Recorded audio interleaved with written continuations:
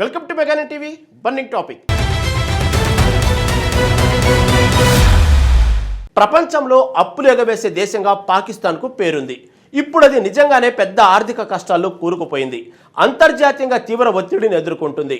ముఖ్యంగా యుఏఈకి చెల్లించాల్సిన $2 బిలియన్ అప్పు విషయంలో కథనం ఇప్పుడు హాట్ టాపిక్. మరి పాకిస్తాన్ అసలు ఈ పరిస్థితిని ఎలా ఎదుర్కొంటుంది? అప్పులు తీర్చడానికి ఎలాంటి మార్గాలు వెతుకుతుంది? ఈ వ్యవహారం వెనుక ఉన్న అసలు కథ ఏంటో తెలుసుకోవాలంటే లెట్స్ వాచ్.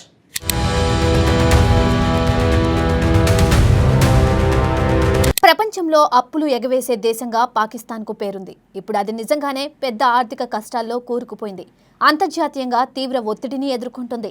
పాకిస్తాన్ ఆర్థిక సంక్షోభం రోజురోజుకు తీవ్రమవుతుంది. ఒకప్పుడు అత్యంత సన్నిహిత మిత్రదేశమైన యుఏఈ ఇప్పుడు కఠిన వైఖరిని ప్రదర్శిస్తోంది. నిజానికి యుఏఈకి చెల్లించాల్సిన $2 బిలియన్ రుణం పాకిస్తాన్కు పెద్ద తలనొప్పిగా మారింది. ఏప్రిల్ 2026 చివరి నాటికి పాకిస్తాన్ యుఏఈకి మొత్తం $3.45 బిలియన్లు తిరిగి చెల్లించింది. ఏప్రిల్ 3వ వారంలో $2.45 బిలియన్లు, ఆపై ఏప్రిల్ 23, 2026న మిగిలిన $1 బిలియన్ చెల్లించింది.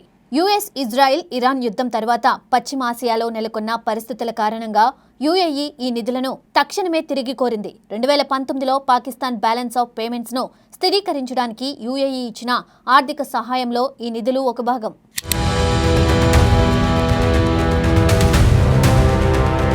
మరి పాకిస్తాన్ అసలు ఈ పరిస్థితిని ఎలా ఎదుర్కొంటుంది? అప్పులు తీర్చడానికి ఎలాంటి మార్గాలు వెతుకుతుంది? ఇది కేవలం యుఏఈతో ముడిపడిన సమస్య మాత్రమే కాదు.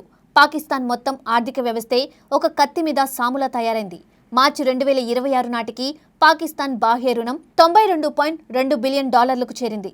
ఇది ఒక చిన్న మొత్తం కాదు. దేశ ఆర్థిక స్థితిని ఇది పూర్తిగా వణికిస్తుంది. IMF నుండి పాకిస్తాన్కు $9.89 బిలియన్ అప్పు ఉంది. ఇది మొత్తం బాహ్య రుణంలో దాదాపు 11%. ఈ అప్పు ఫెడరల్ ప్రభుత్వం, సెంట్రల్ బ్యాంక్ మధ్య విభజించబడింది. ఫెడరల్ ప్రభుత్వం $3.62 బిలియన్, సెంట్రల్ బ్యాంక్ $6.27 బిలియన్ అప్పు పడింది. ఈ అప్పుల భారం పాకిస్తాన్ను అంతర్జాతీయంగా తీవ్ర ఇబ్బందుల్లోకి నెడుతుంది.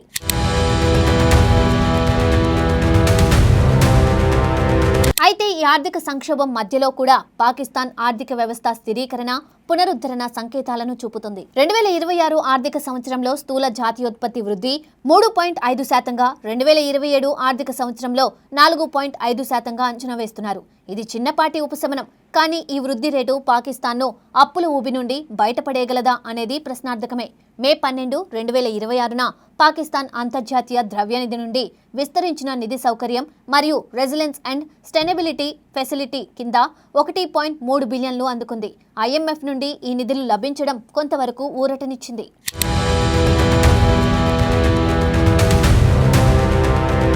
ఈ నిధులు పాకిస్తాన్కు తాత్కాలికంగా ఊపిరిపోశాయి. కానీ అసలు సమస్య పరిష్కారం కాలేదు. పాకిస్తాన్ ఎదుర్కొంటున్న ఆర్థిక సవాళ్లు దాని అంతర్జాతీయ సంబంధాలపై తీవ్ర ప్రభావాన్ని చూపుతున్నాయి. యుఏఈకి చెల్లించాల్సిన రుణం తిరిగి చెల్లించినప్పటికీ దాని మొత్తం బాహ్య రుణం $92.2 బిలియన్ ఉంది.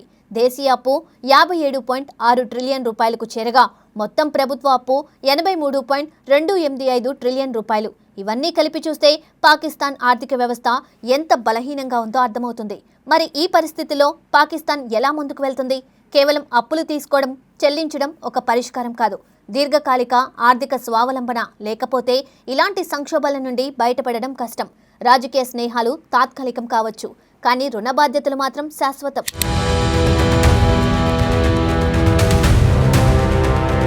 ఆర్థిక సంక్షోభం అనేది కేవలం ప్రభుత్వాలకు సంబంధించిన విషయం మాత్రమే కాదు. అది సామాన్య ప్రజల జీవితాలపై కూడా తీవ్ర ప్రభావం చూపుతుంది. ద్రవ్యోల్బణం, నిరుద్యోగం, నిత్యావసరాల ధరల పెరుగుదల వంటివి ప్రజలను పట్టి పీడిస్తాయి. పాకిస్తాన్లో ప్రస్తుతం జరుగుతున్నది అదే. ధరలు ఆకాశాన్నంటుతున్నాయి. సామాన్యుడి జీవితం దుర్భరంగా మారుతుంది. రాజకీయ స్థిరత్వం లేకపోవడం కూడా ఆర్థిక సంక్షోభానికి ఒక ప్రధాన కారణం. అస్థిరమైన ప్రభుత్వాలు, బలహీనమైన ఆర్థిక విధానాలు దేశాన్ని మరింత అప్పుల ఊబిలోకి నెట్టేస్తున్నాయి. కొత్త పన్నులు, కఠినమైన ఆర్థిక సంస్కరణలు ప్రజలపై భారాన్ని పెంచుతున్నాయి. ఇక పాకిస్తాన్ అమెరికాతో స్నేహం, ట్రంప్తో సన్నిహితత్వం లేదా ఇరాన్ అమెరికా శాంతి చర్చల్లో కీలక పాత్ర పోషించడం వంటి అంశాల పేరుతో రుణ చెల్లింపును నిరాకరించే ప్రయత్నాలు చేస్తుంది. దీనిని గమనించిన యుఏఈ అప్పులు చేస్తావో, ఆస్తులు అమ్ముతావో తెలియదు, మా దగ్గర తీసుకున్న డబ్బులు మాకు ఇచ్చేయాలని స్పష్టం చేసింది. కథలు చెప్పడం వద్దని తేల్చి చెప్పింది.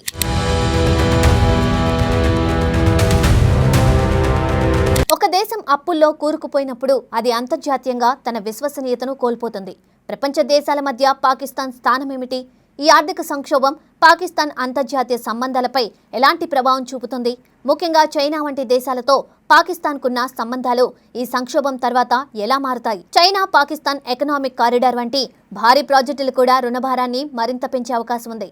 పాకిస్తాన్ భవిష్యత్తు ఇప్పుడు ఒక అంధకారంలో ఉంది. ఈ సంక్షోభం నుండి బయటపడాలంటే పటిష్టమైన ఆర్థిక ప్రణాళికలు, రాజకీయ స్థిరత్వం అత్యవసరం.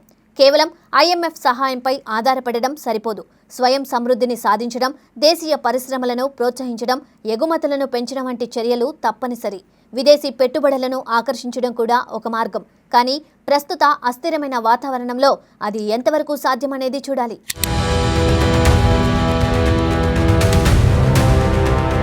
ఈ ఆర్థిక సంక్షోభం పాకిస్తాన్ చరిత్రలోనే అత్యంత తీవ్రమైన వాటిలో ఒకటిగా నిలుస్తోంది. ఇది కేవలం ఆర్థిక సంక్షోభం మాత్రమే కాదు, ఒక సామాజిక, రాజకీయ సంక్షోభం కూడా. ప్రజలు నిరసనలకు దిగుతున్నారు. ప్రభుత్వంపై ఒత్తిడి పెరుగుతుంది. ఈ పరిస్థితుల్లో పాకిస్తాన్ నాయకత్వం ఎలాంటి నిర్ణయాలు తీసుకుంటుంది అనేది కీలకం.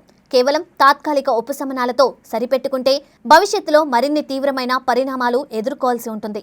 ఆర్థిక సంస్కరణలు, పారదర్శక పాలన, అవినీతి నిర్మూలన వంటివి అత్యవసరం. లేకపోతే పాకిస్తాన్ అప్పుల ఊబిలో మరింతగా కూరుకుపోవడం ఖాయం.